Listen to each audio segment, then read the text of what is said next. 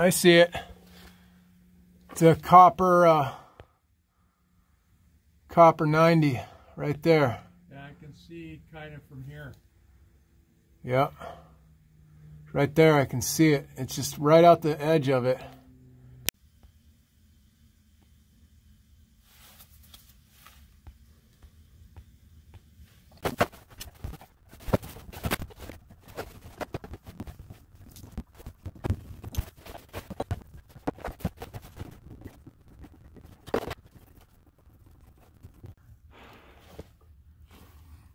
Not a whole lot of space, man.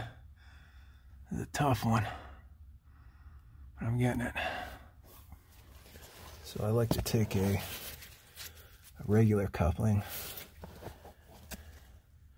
Get the insertion depth there. And also right there.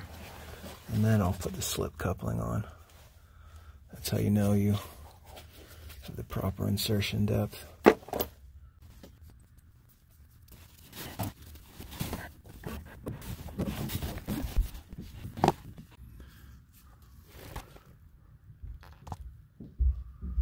All done.